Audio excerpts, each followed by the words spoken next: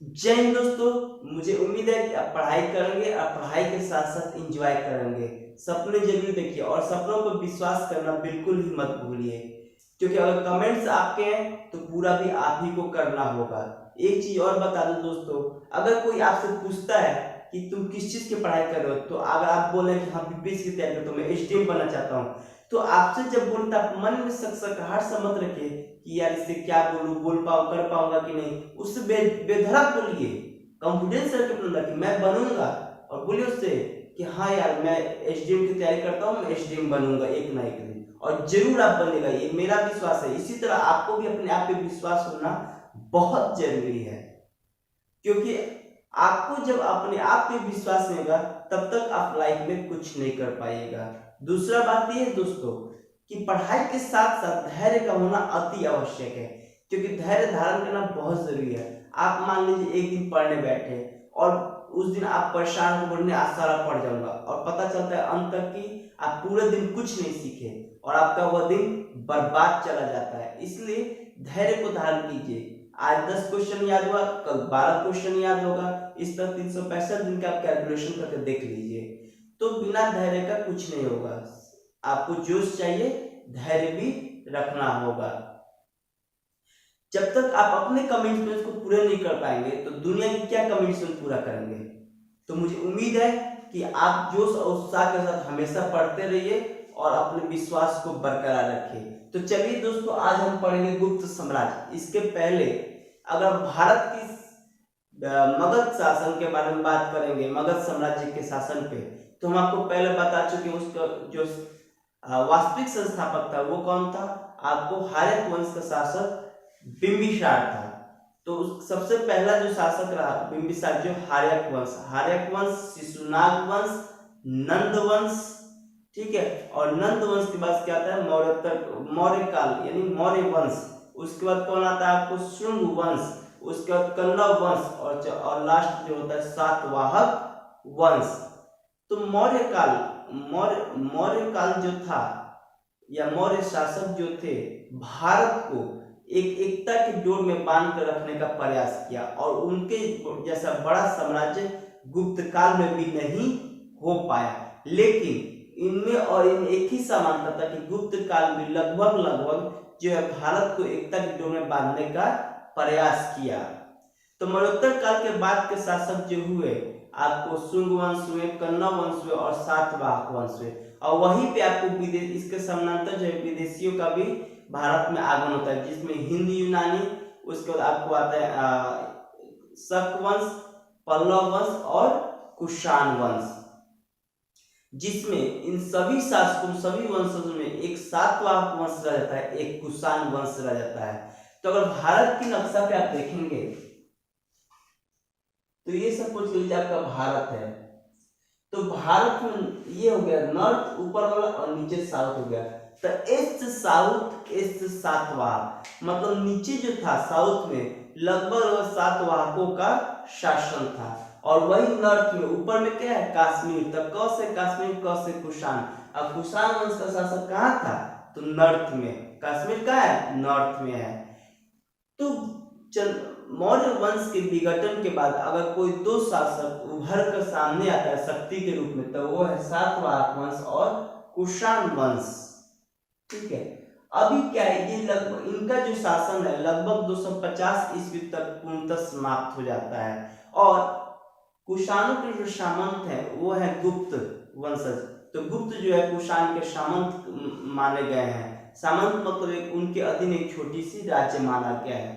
तो वो क्या है, देखते देखते एक उत्तराधिकारी के रूप में सामने आता है, और वह जो है 275 ईस्वी में, जिसका नाम होता है महाराज श्रीगुप्त ने जो है चंद्रगुप्त, समझ जाऊंगा दोस्तों, गुप्त साम्राज्य की स्थापना किया। उसमें जो था प्रारंभिक में देखा जाए तो उत्तर प्रदेश में वास करते थे, बिहार और उत्तर प्रदेश में वास करते थे, और लेकिन मूलतः वो जो है प्रयागराज में ही वास करते थे, और वहीं से अपने साम्राज्य का जो है शासन वहां से शुरू किया। तो इस तरह से उनका एक प्रमुख जो क्षेत्र था वह उत्तर प्रदेश ही था। तो ईसा की तीसरी सदी के, और ईसा की तीसरी सदी के अंत में गुप्त वंश का आरंभ राज्य उत्तर प्रदेश और बिहार था, लेकिन सत्ता का केंद्र प्रयागराज था। उसके गुप्त साम्राज्य को जो है मूलतः वैश्य जाति के बतलाते हैं। दूसरी बात कि घुड़सवारी इनका प्रमुख था और इसका जो साक्ष्य है सिक्कों पर जो है घुड़सवार अंकित का प्रमाण मिलता है। कुछ विद्वानों का मतभेद है।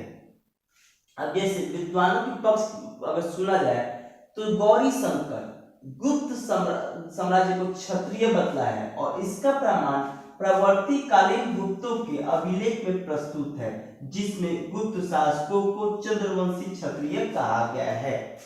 वहीं अगर देखा जाए तो राज चौधरी जो गुप्तों को ब्राह्मण जाति बतलाते हैं।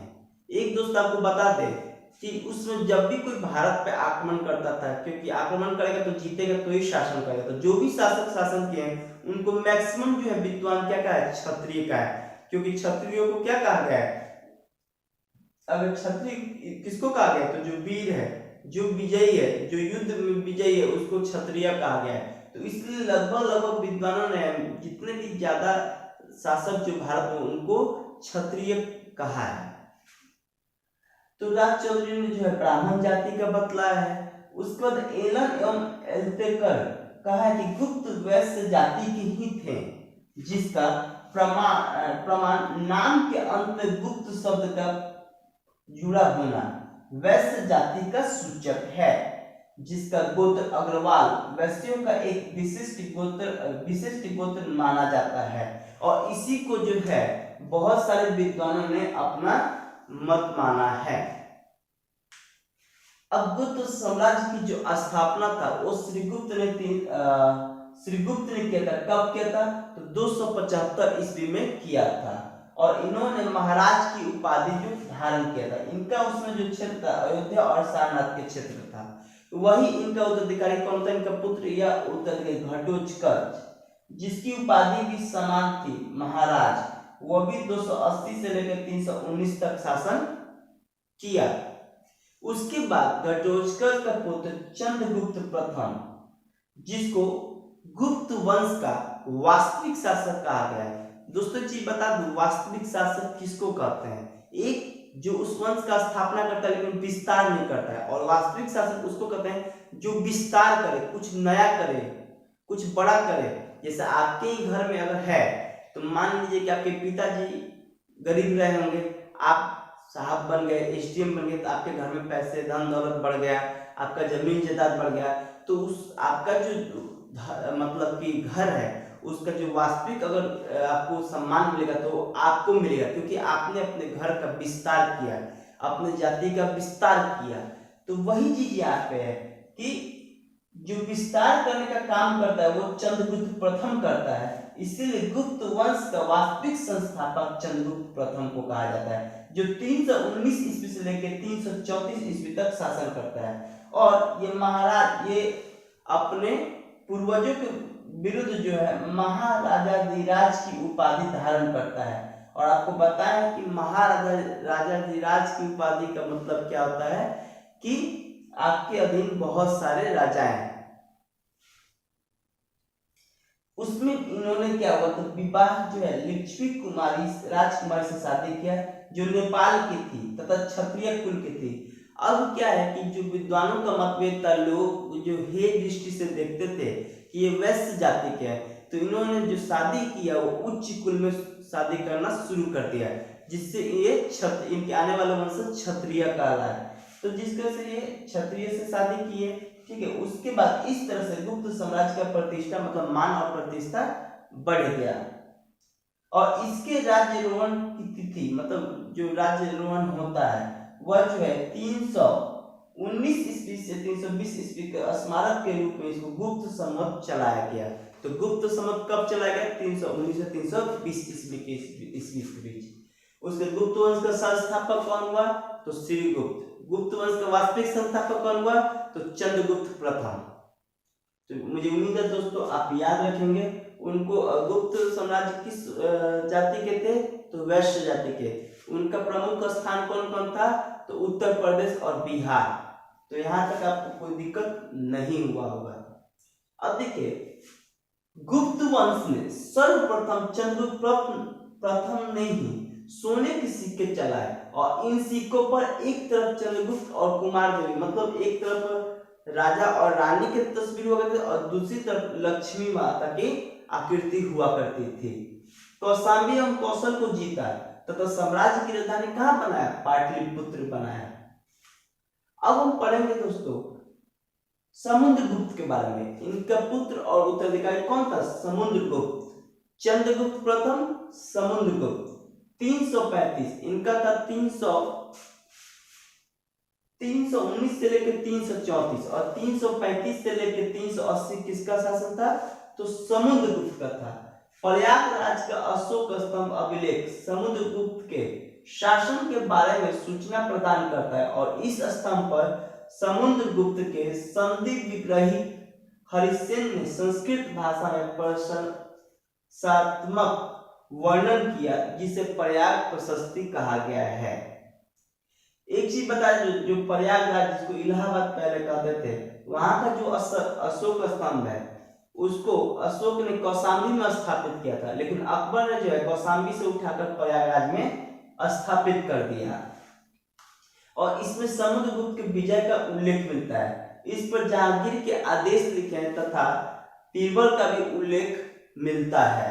तो कभी क्वेश्चन पूछ देता है कि किस अभिलेख पर जो है जहांगीर के आदेश और बीरबल का उल्लेख मिलता है। इतिहासकार विंसेंट स्मिथ के अपनी रचना में अर्ली हिस्ट्री ऑफ इंडिया में समुद्रगुप्त को जो है वीरता एवं विजय पर प्रशंसा होकर भारत का नेपोलियन कहा है। तो कभी क्वेश्चन पूछता है भारत के नेपोलियन किसे कहते हैं? तो किसको कहते हैं? समुद्रगुप्त को। विदेशी शक्तियों से संबंध, अब देखिए इनका विदेशी शक्तियों से संबंध था।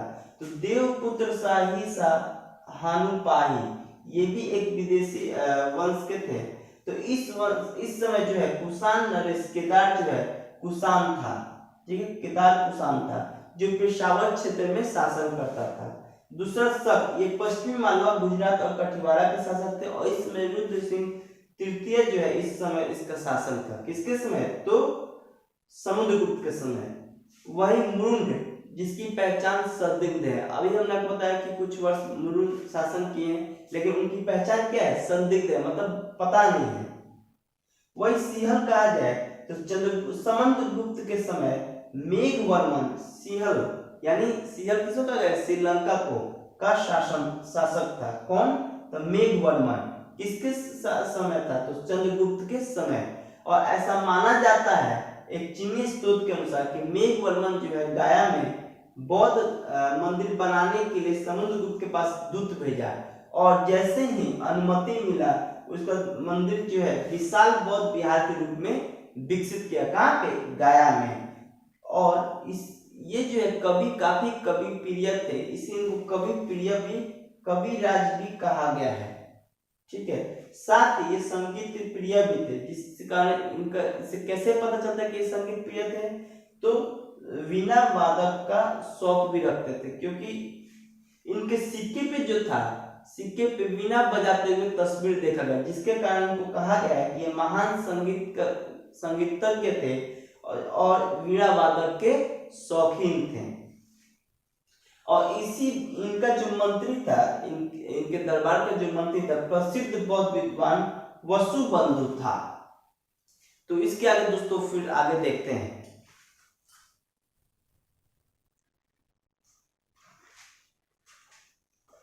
समुद्रगुप्त के बाद चंद्रगुप्त आते हैं, लेकिन हालांकि इनके दोनों के बीच एक रामगुप्त की चर्चा मिलती है, जो उन्होंने कुछ वर्षों तक शासन किया। लेकिन रामगुप्त के समय शकों ने इतना आक्रमण किया, जिसके कारण वो परेशान होकर वो अपनी पत्नी धनवंती की शादी, धनवंती को जो है शकों को सौंप कर और शांति के लिए प्रस्थान किए। लेकिन यह चीज जो है चंद्रगुप्त द्वितीय को नहीं देखा गया और धनवंती के रूप में वो जाते हैं और शक राजा जो होता है उसका वध कर देते हैं और धनवंती से क्या है? शादी कर लेते हैं। कौन? चंद्रगुप्त द्वितीय। और इस तरह से अपने साम्राज्य को फिर से सुसज्जित करते हैं। तो आइए देखते हैं तो वही चंद्रगुप्त द्वितीय जो 380 से लेकर 412 तक रहते हैं।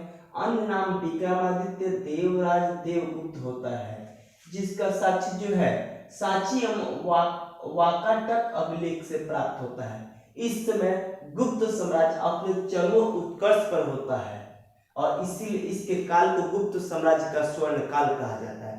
आपको पता है दोस्तों, जब खूब ज्यादा चरमोत्कर्ष कोई चीज होता है तो उस काल को एक स्वर्ण युगीन नाम दिया जाता है, तो वैसे ही स्वर्ण युग माना गया है। अब देखिए, इसने जो है परम भागवत की भी उपाधि धारण की थी। मेहरौली लेख के अनुसार इसने विष्णु पर्वत पर विष्णु ध्वज की स्थापना की थी।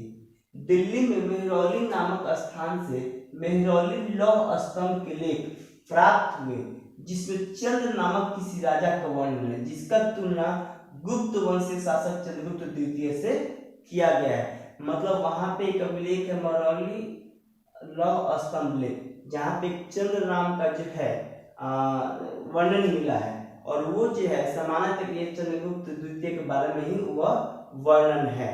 चंद्रगुप्त द्वितीय विक्रमादित्य को शक विजेता कहा गया है। विक्रमादित्य जो पद था वो इससे पहले अगर देखा जाए तो चंद्रगुप्त द्वितीय ने 1889 में शक राजा रुद्र सिंह तृतीय पर विजय प्राप्त करने के पश्चात विक्रमादित्य की उपाधि धारण किया था और एक अन्य उपाधि साकरी भी धारण किया था। तो विक्रमादित्य की उपाधि कब धारण किया था? तो कब किया था? जब शक राजा रुद्र सिंह तृतीय पर विजय प्राप्त किया था तो विक्रमादित्य की उपाधि धारण किया था।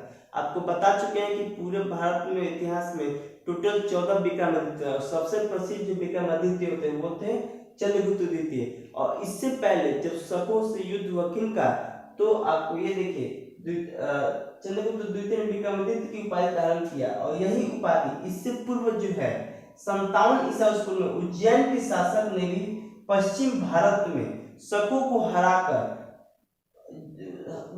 शकों को हराने या विजय के उपरांत जो है उपलक्ष्य में इन्होंने विक्रमादित्य की उपाधि धारण की थी। किसने? तो उज्जैन के एक शासक थे। किस कौन था? तो उज्जैन के शासक। कब? तो 57 से पूर्व पश्चिम के शकों को हराकर विक्रमादित्य की उपाधि धारण किया था और उसके बाद कोई उपाधि धारण किया था तो वो था चंद्रगुप्त द्वितीय। और टोटल विक्रमादित्य 14 है, जिसमें सबसे प्रसिद्ध किसका है? तो चंद्रगुप्त द्वितीय को ही विक्रमादित्य सबसे ज्यादा प्रसिद्ध नाम दिया गया है। अब देखिए दोस्तों, इसके उपरांत चांदी का सिक्का चला जिसे रूपक या रुपये कहा गया है। इसके पहले सोना का सिक्का चला जिसको हम गुप्त काल में दिनार कहते थे। इन्होंने क्या है, वैवाहिक संबंध स्थापित किया।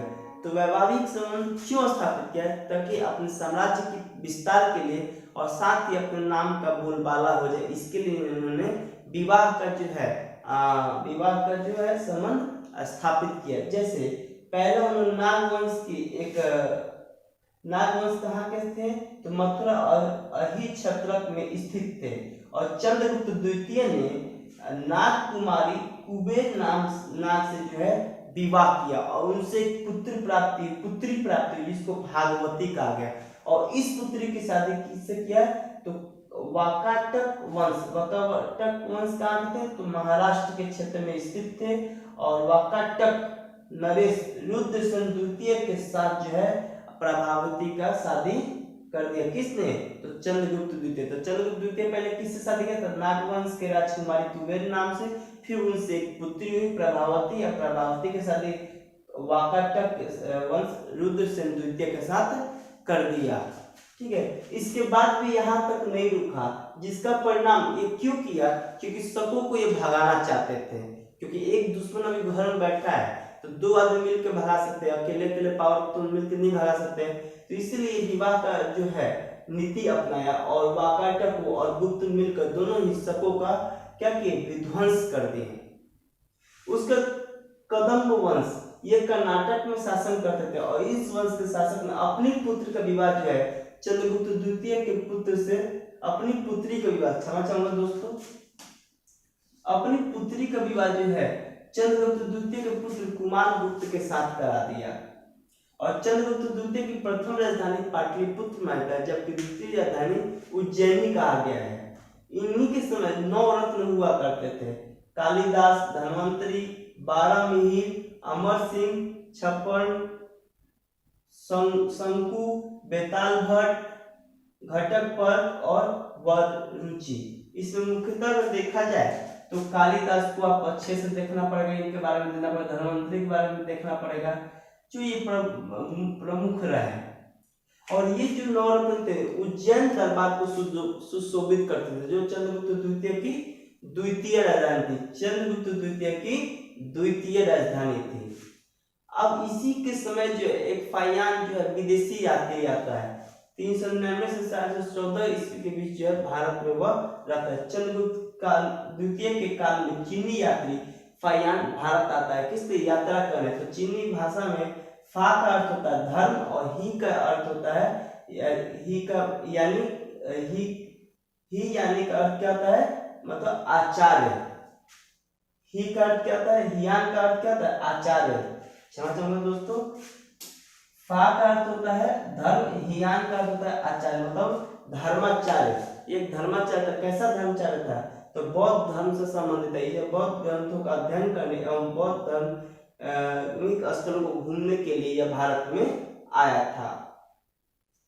चंद्रगुप्त द्वितीय ने जो है स्वर्ण, रजक और ताम्र मुद्राएं चलाए। स्वर्ण को दिनार, रजक को रूपक कहा गया। इसके बाद इसका जो शासक हुआ वो है कुमार गुप्त महेंद्र द्वितीय, ठीक है, जो 415 से लेकर 455 ईस्वी तक रहा। इसी काल में सर्वाधिक अभिलेख प्राप्त हुए। कहा जाता है कि लगभग 18 अभिलेख जो है कुमार गुप्त के शासनकाल में प्राप्त होते हैं। और कुमार गुप्त ने ही जो है नालंदा विश्वविद्यालय की भी स्थापना करते हैं। इसके बाद आता है कुमार गुप्त क्रमादित्य, जो 455 से लेकर 467 के बीच रहते हैं। इसी के समय जो है मध्य एशिया के हुनों ने आक्रमण, पूछ देता है कि मध्य एशिया जो हुन थे उन्होंने किसके शासनकाल में आक्रमण किया? तो गुप्त शासनकाल स्कंदगुप्त। स्कंद कहाँ थे? तो अस्थायी हो गए थे। कहाँ? भारत में। और विदेशी कौन आया था? तो हुन स्कंद। तो स्कंदगुप्त से इनका स्कंदगुप्त के समय हुन ने पहले आक्रमण किया।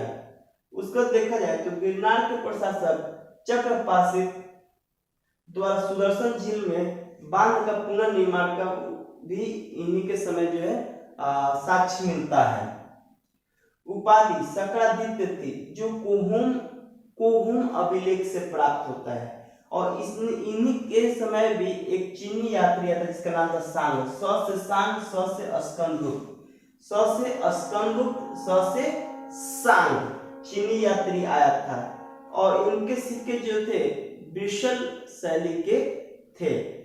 तो मुझे उम्मीद है दोस्तों आपको लगभग ये समझ में आ गया होगा। एक आप इसको एक एनसीईआरटी बुक से पढ़ेंगे तो भी समझ में आ जाएगा, या फिर एसके पांडे से आता, क्योंकि मेरा नोट्स जो है एसके पांडे और एनसीईआरटी दोनों से मिक्स है। तो आप कोई भी बुक पढ़िए और इसको एक वीडियो को देखिए, आपको पूर्ण रूप में समझ में आ जाएगा। और परीक्षावाणी से अगर है तो आप उससे क्वेश्चन बनाइए, 100% आपका इससे आप सॉल्व कर पाएगा। ये मेरा आपसे चैलेंज है, आपने विश्वास बना के देखिए।